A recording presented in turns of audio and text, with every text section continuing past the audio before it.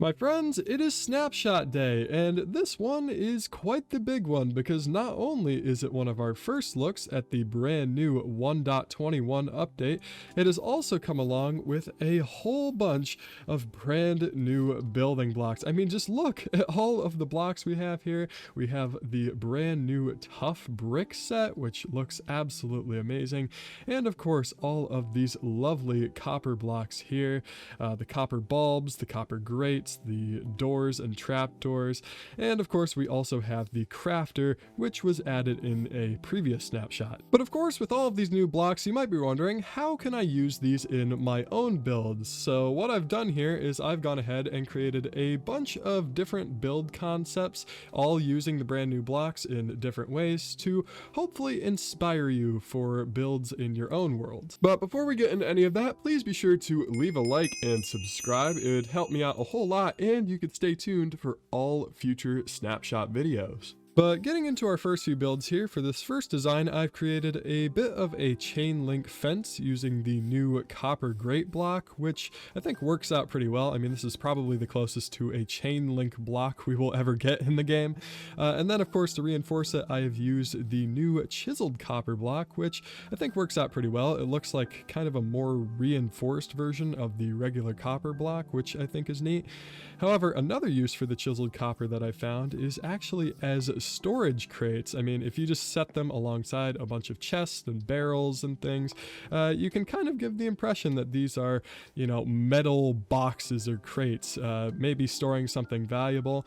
I think this sort of build would look very nice along maybe a dock or a harbor of some sort. However, what really excites me about all of these new copper blocks are the opportunities it will bring for industrial and steampunk builds. So, of course, to demonstrate that, I've gone ahead and created a bunch of different cog and gear designs here. You can see in the center of this one, I've used the bulb and the trapdoors to create kind of these central spokes here. And then on this cog design here, I've used the trapdoor to add on some more teeth, which I think adds a bit more complexity to the gear design overall. And then, of course, along with that, I've also thrown in a bit more chiseled copper and some more trapdoors along the wall, which, you know, in an industrial setting, I think this would work absolutely great. Or should I say absolutely great? Haha! That was terrible, I'm sorry. But moving on here, we have an interesting little thing I discovered. Forgive me here, we are tangenting slightly into redstone, but the copper bulbs here have a very interesting property that could make them pretty good candidates for street lamps. So here you can see I've used just a normal redstone lamp, and above it, in here, I actually have a skulk sensor. Now, what happens when I flick this lever is that will turn on, and then it will power off once the skulk sensor goes off. However, with the bulb, once it's powered once, it will actually stay on until it's powered off again. So, theoretically, if you were to have a whole bunch of these in a city, you could just flick one lever and turn on all of your street lamps, which I think is just such a cool idea. Like, I would love to do that in maybe some sort of modern city build or something of the sort. But along with that, copper bulbs also have the interesting property of being able to dim depending on their oxidization. So you can see here, I've created a bit of a abandoned laboratory here, and towards the back, I've used the dimmer copper bulbs to create mood lighting for the area, which I think has worked out pretty nicely. Here, I've also used the copper grates to create a bit of a cage for, you know, whatever thing was in here, all the skulk stuff. And then, you know, on the floor, we have the polished and chiseled tuff in a checker pattern, which looks pretty snazzy. I've done mostly the same thing on the roof as well, except I've used blast furnaces instead, since these two blocks have a very similar texture, I've noticed. And then right over here, we have a pretty cool one. This is actually the crafter block turned on its side.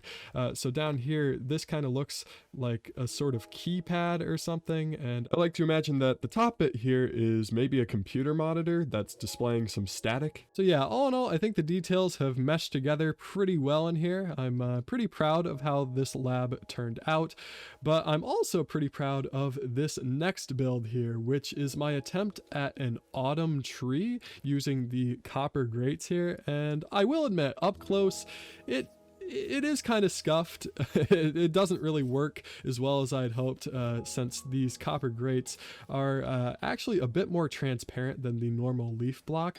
However, from a distance, you do kind of start to get that illusion that maybe these are leaves that have turned different color for the fall, and I think if maybe there was an entire forest of them, this effect would work a whole lot better. But speaking of copper grates, I've actually found another use for them that I really enjoy, and that's to use them as a sort of tempered window. So you can see the build behind me here, instead of using glass or fences or iron bars or anything of the sort, I've just used the grates here as windows, which, you know, it kind of looks like there's maybe some metal bars crossing in front of the glass here, which gives it a real fancy look, I must admit. Like, this works very well for any sort of medieval build. In fact, it actually works for more than just medieval builds. You can see here I've used it again for this factory facade build here.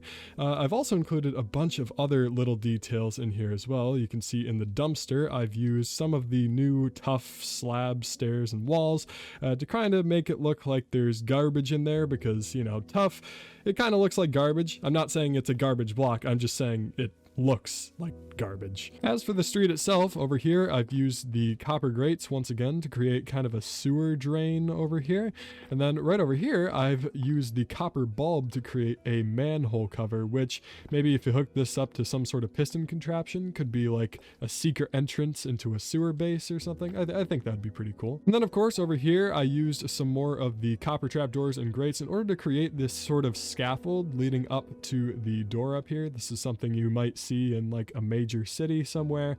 And then up at the very top here, I also made use of the chiseled tuff to kind of create a trim along the roof here. I think this block in particular just makes for a very nice trim block, whether it's on the bottom or top of a build. And then to finish things off, we have this gorgeous build over here. I mean, just look at this thing. I am so proud of how this turned out, but you can see once again, I've done my best to kind of texture the glass using the copper grates. I've also changed up the color of it a few times just to kind of match with the different colors of stained glass throughout.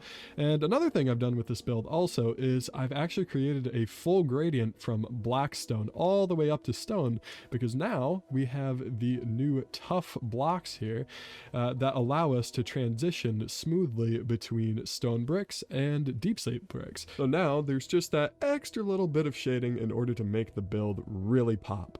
But unfortunately with that is actually all of the builds I have to show off for today, and I gotta say, so far I'm really loving all of these new blocks. I think they're gonna be great for builds, and I really enjoyed putting this all together. And of course, if you enjoyed the video as well, again, please be sure to leave a like and subscribe, and I will see you in the next video.